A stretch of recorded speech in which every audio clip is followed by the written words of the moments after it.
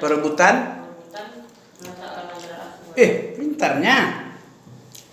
Siapa yang ngajarin dulu tuh? Tahu dari mana? Dari dulu waktu pernah belajar. Sama siapa? Mami. Ya, Mami. Ini lupa. Oh iya ya. Pernah lo ya? Iya. Oh, pelajaran masih bahasa Indonesia ini ya?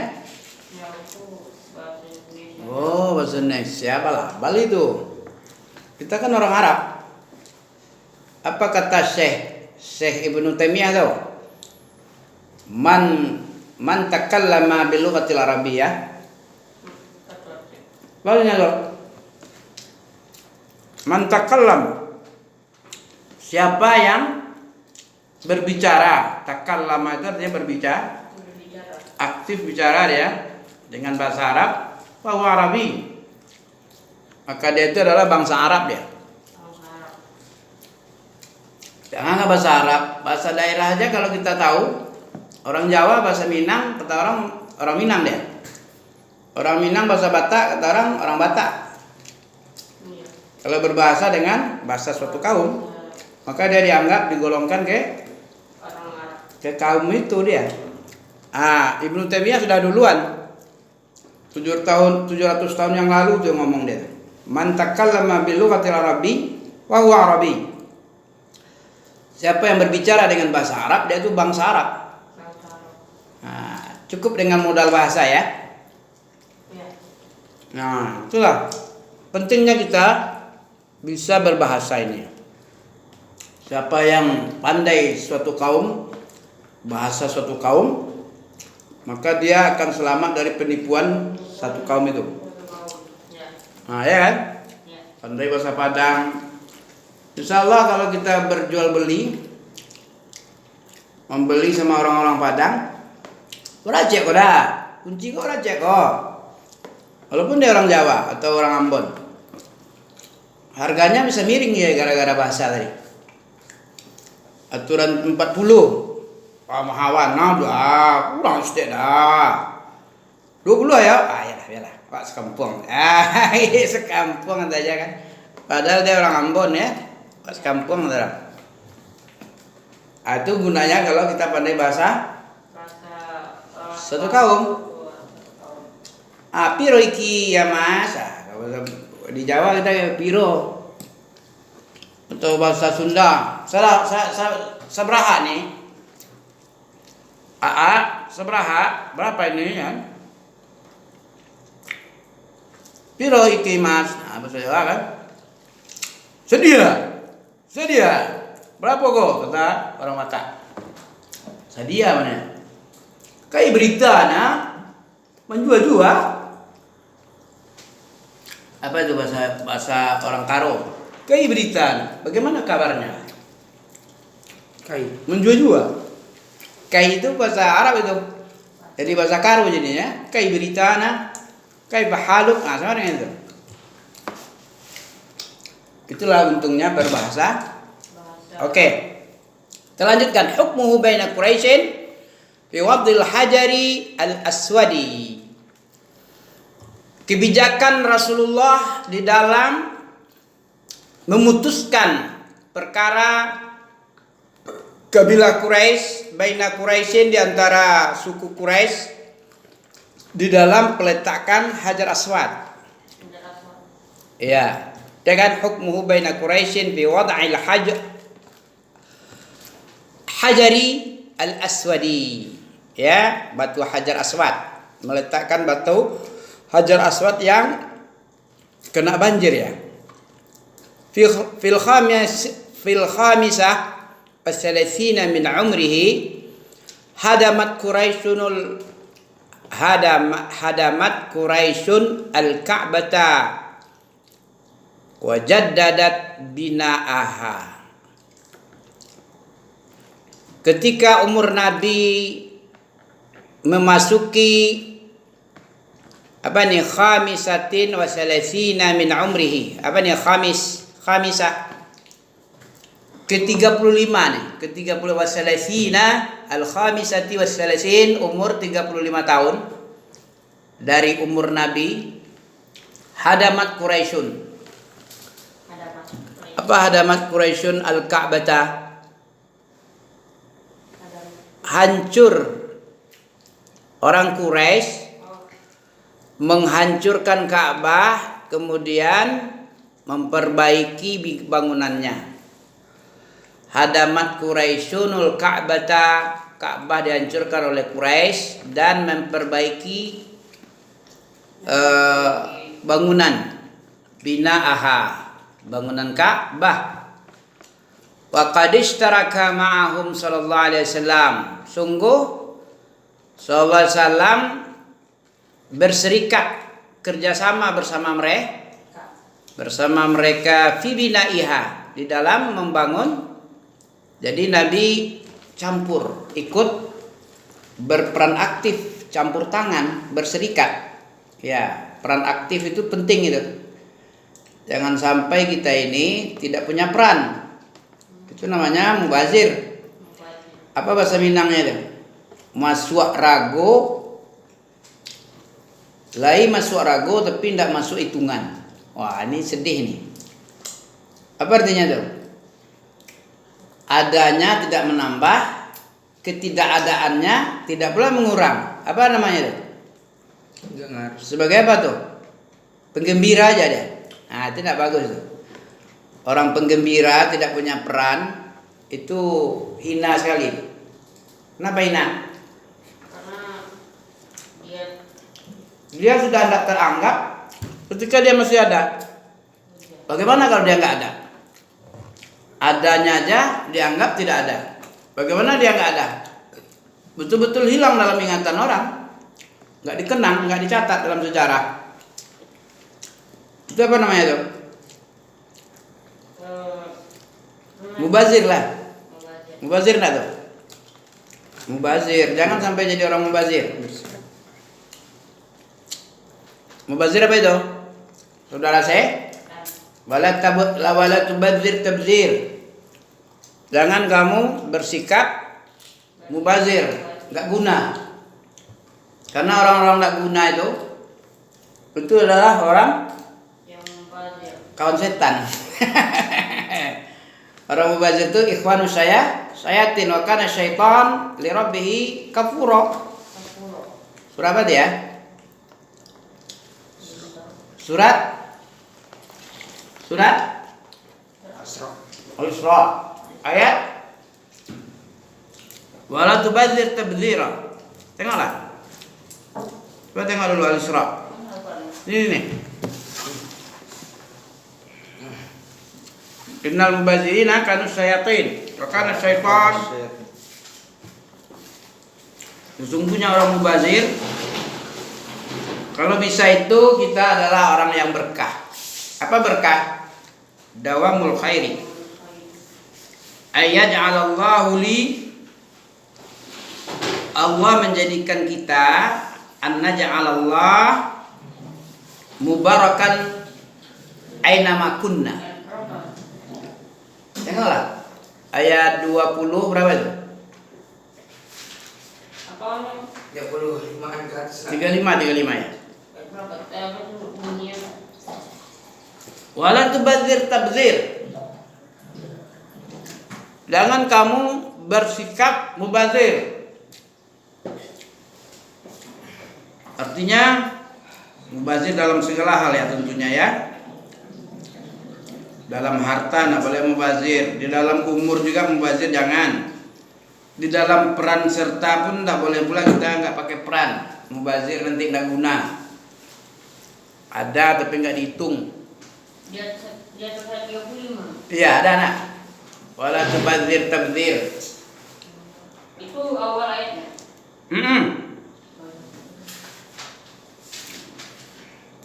Betulin.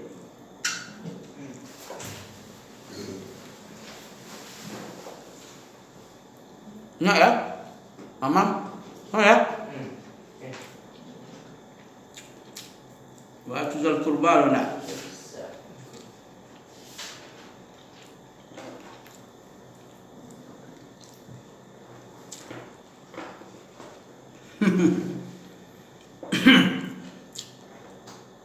Hari keempat sekarang ya. Hari keempat. Kelima sekarang ya. 5 Zulhijjah. Ini hari-hari utama di sisi Allah. 10 awal. Coba baca. Oh, akhir ayat. Wala tubazir tabzir. Apa artinya? Wala tubadzir tabdzira. Dan janganlah kamu menghambur-hamburkan hartamu secara boros. Menghambur-hamburkan Harta. harta.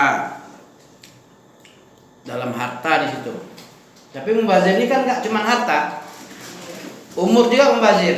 Apa maksudnya umur mubazir? Kita umur tambah, ilmu nggak nambah. Nambah umur, pahala nggak nambah. Mubazir tak umurnya tuh? Mubazir. Dikasih kesempatan hidup bukannya untuk mencari amal soleh, mencari surga firdaus dengan apa dalilnya? Apa dalilnya? Dengan amal soleh dan iman. Iman dan amal soleh. Iman dan amal soleh. Ada enggak? Mencari surga itu dengan iman dan amal soleh. Mana ayat-ayatnya Alif? Surah Al-Kahfi 104 ada enggak? Ini sebelah Al-Isra ya. Iya, Kahfi sebelah Isra lah. Kahfi 18, Isra 17. 104. Alladzi nadalla say. Oh bukan 108 itu. Innal ladzina amanu wa amilus solihati kanat lahum jannatul firdausi nuzula. Berapa tuh? 7. Meleset 1 ya. Dengan apa kita mencari surga? Dengan termenung-menung? Dengan beriman. Apa makna iman di situ? Iman itu apa sih? Jangan iman kata orang iman pula kata kita. Apa itu iman, makna iman, tuntutan iman di situ apa ya? Apa Lid? Beriman kepada Allah itu apa maksudnya? Meyakini satu-satunya Allah itu zat yang diibadah. Yang diibadah itu aja penting tuh. Kalau kamu meyakini ada selain Allah itu sesembahan, selain Allah berhak disembah, itu tidak ada arti apa-apa nih. Hilang seluruh amal. Dalilnya ada kan? Kalau kita meyakini Allah punya sekutu aja lah, jangan Allah ada 2 atau Allah nggak ada. Memberikan salah satu bentuk ibadah kepada selain Allah itu sudah tidak ada arti apa-apa itu. Jadi makna iman yang penting itu apa? Meyakini Allah itu satu-satunya zat yang berhak menerima beribadah dari seluruh ciptaannya, dari khalqihi, zul uluhiyah jami'i khalqih, dari min jami'i khalqihi, zat yang berhak mendapatkan peribadahan dari segenap makhluknya. Itu baru ilah namanya, baru Allah itu. Zat yang pemilik ibadah itu siapa? Allah. Wala tad'u ma'allahi ahadan. Jangan kamu beribadah bersama Allah, ya, beribadah kepada Allah, beribadah pula kepada selain Allah. Bersama Allah juga dia ibadah. Dia mengibadati Allah bersamaan dengan Allah mengibadahi Allah, beribadah pula dia sama yang lain. Itu maknanya larangan wala taj'al ma'allahi ilahan akhar fataquda madmuman madhuran. Surat Al-Isra ayat 22. Jangan kamu menjadikan ilah bersama Allah ilah yang lain. Tidak boleh. Apalagi nggak kenal Allah. Sudah beribadah kita kepada Allah, beribadah pula sama yang selain Allah. Ini tidak berarti iman, ibadahnya tidak berarti ini. Akan sia-sia belaka. Belaka. Apa tadi itu? Sia-sia apa? Sia belaka. Nah, kata Apis tadi apa tadi? Sebelum belaka tadi. Sia-sia belakang. Apa makna iman? Meyakini bahwa Allah itu satu-satunya zat Yang berhak mendapatkan peribadahan dari seluruh makhluk. Tidak ada sekutu bagi Allah. Karena Allah yang mencipta, memberi rezeki, memelihara, apa lagi? Memberi petunjuk dan segala macam dan lain-lain dan sebagainya. Allah saja yang mau, yang bisa. Disebabkan karena rububiyah Allah. Apa rububiyah tadi? Pencipta, pemelihara, pemberi rezeki, nggak ada yang lain selain Allah. Itulah sebabnya Allah berhak mendapatkan tauhid uluhiyah. Peribadahan satu-satunya untuk Allah itu gara-gara itu, gara-gara rububiyah. Apa rububiyah tadi? Apa tugas Rabb? Mencipta, memelihara, memberi rezeki, mengatur, memberi petunjuk, memberi bentuk, macam-macam. Nggak terhitung. Ya siapa yang mampu itu? Allah saja. Apa mampu selain Allah? Yesus lah misalnya, sang Siddhartha Gautama, sang Hyang Widiwasi lah, atau Ahriman, Ahura Mazda, atau dewa matahari, mana bisa? Nggak bisa. Karena Allah saja yang mampu, maka Allah yang berhak menjadi ilah.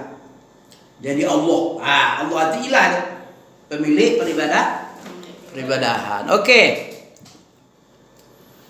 Tadi waqad ishtaraka ma'ahum sallallahu alaihi wasallam fi bina'ihi wa kana yahmilu hijarah ma ashraf Quraisy wa ma'ahu ammuhu Abbas wa ikhtalafat Quraisy fi man yada'u al-hajar al-aswad makanah thumma tafaqu ala an yakuna al-hakam awwal dakhilin min al-masjid فكان أول داخل رسول الله ففرحت قريش به وقالوا رضينا بالأمين فوضع الحجر في رداء وطلب من كل رئيس أن يمسكه.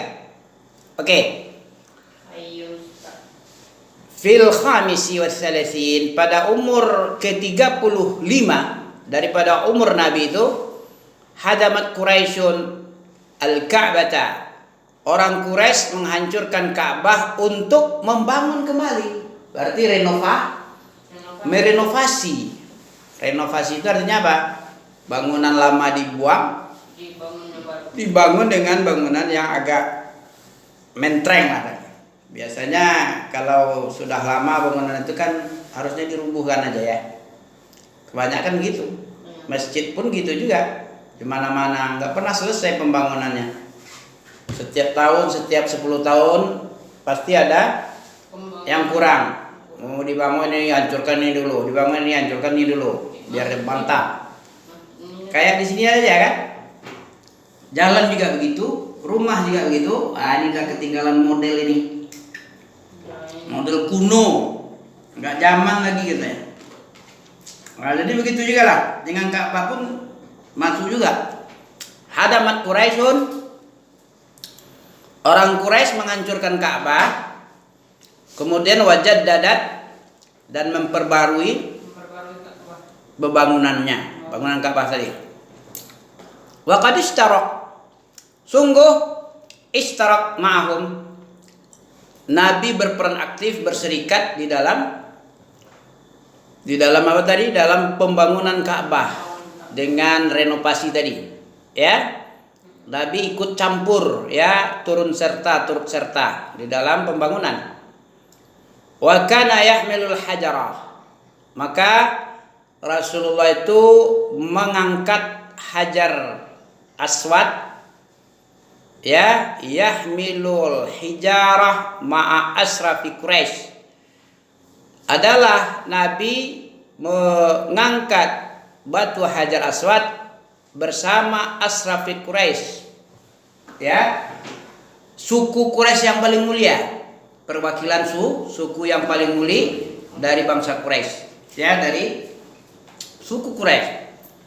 Wa ma'ahu ammuhu Abbas, dan bersama Nabi adalah pamannya. Namanya siapa paman Nabi itu? Abbas. Bersama Nabi itu, Nabi bersama pamannya, ya. Nabi berserikat, pamannya kan termasuk orang Quraisy, ya, asrafi Quraisy kan. Nabi aja orang mulia dari pekalangan suku Quraisy, ya. Abdul Muthalib itu pemimpin dia, ya, anak-anaknya juga keciprakan anak pemimpin lah, ya kan, suku termulia. Ya, jadi bersama Nabi itu dengan paman. Nabi bersama pamannya namanya Abbas. Oke, di dalam pembangunan tadi, ya. Waqtalafat Quraisyun. Orang Quraisy berselisih paham, ya. Setelah hampir selesai pembangunan renovasi, tinggal lagi peletakan Hajar Aswad di tempat semula. Siapa yang berhak meletakkan Hajar Aswad pada posisinya? Ya, ketika membangun itu kan tentu di batu Hajar Aswad itu tahu artinya? Apa arti Hajar Aswad? Secara bahasa Hajar Aswad artinya apa? Hajar artinya apa? Aswad hitam. Hajar Aswad itu dari surga. Dulu bukan Hajar Aswad namanya, Hajar Abyad. Apa artinya itu?